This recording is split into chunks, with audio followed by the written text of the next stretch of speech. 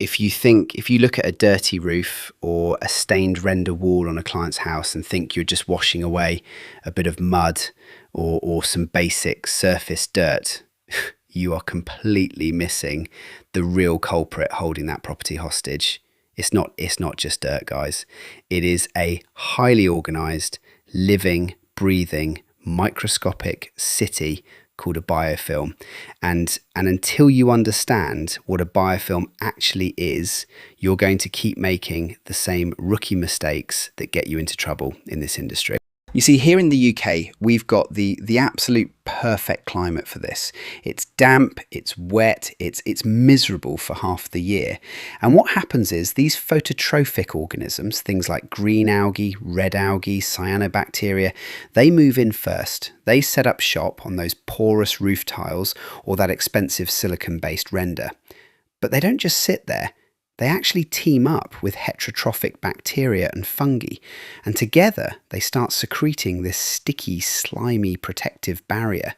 It's literally a biological shield, an extracellular polymeric substance if we're getting technical, but let's just call it what it is. It's a microscopic fortress that anchors itself deep into the pores of the stone, the slate, the K-rend, whatever it is you're trying to clean. And this is where the cowboy mentality of just blasting everything gets folks into massive trouble. Because what do most guys do when they see a black or green wall? They pull out a high pressure jet washer, turn it up to full whack and start blasting away. Let me tell you, blasting a biofilm with high pressure is exactly like using a microscopic lawnmower on your grass. You shear off the top layer, sure. Visually, on the day, it looks clean. The client is chuffed, you get paid, and you drive away. But guess what? The root system of that living city is still fully alive, buried deep inside those pores. In fact, by blasting it with water, you've just given those surviving microbes a massive drink of water, and you've opened up the pores even more. You've literally triggered them into an even faster, more aggressive, and more stubborn return. Within 6 months, that wall or roof is going to look twice as bad, and you're going to have a very angry customer on the phone. To defeat a biological enemy, you can't rely on brute physical force. You've got to deploy chemical intelligence. You need something that actually breaks down that biological shield at its source, and that's where soft washing comes in. Now, the real secret weapon here, the thing that makes the whole system work, is the surfactant. I talk about this all the time, but if you're just spraying sodium hypochlorite or a DDAC biocide with plain water, you're wasting your time and your money. Plain water has high surface tension. It wants to bead up. It doesn't want to go deep into those tiny microscopic pore spaces where the biofilm city is hiding. It just runs straight off the vertical render or the pitched roof tiles. But when you add a professional surfactant, like our Clever Wash for instance, it completely changes the game.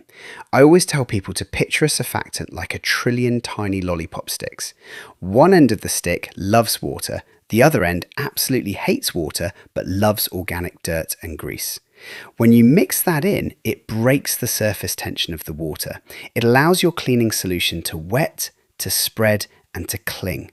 Instead of running off, the chemical actually penetrates deep down into the root structure of that biofilm. It literally pries the microscopic organism away from the surface, encapsulating it so it can be safely rinsed away without needing any aggressive pressure. But you've got to get your mixology right, guys. You can't just throw neat chemical at a surface and hope for the best. If you're doing a block paved driveway, maybe you're looking at a strong 1:3 mix of sodium hypochlorite to remove those deep black lichen spots.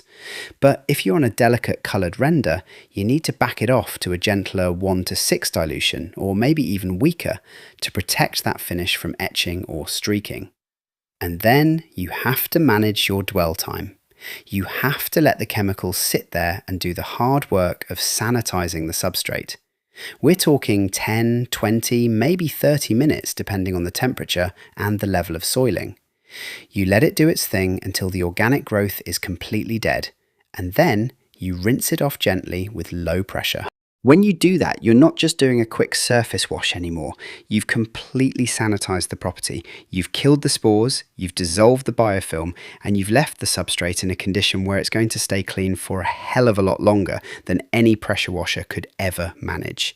And that, my friends, is how you turn a basic cleaning job into a high-value preservation service that clients will happily pay premium rates for. All right, that's my quick take on biofilms and breaking the biological shield. Go put it into practice, test it out on a small area first, and as always, work safe and keep those standards high. Catch you on the next one. Take care. Bye-bye.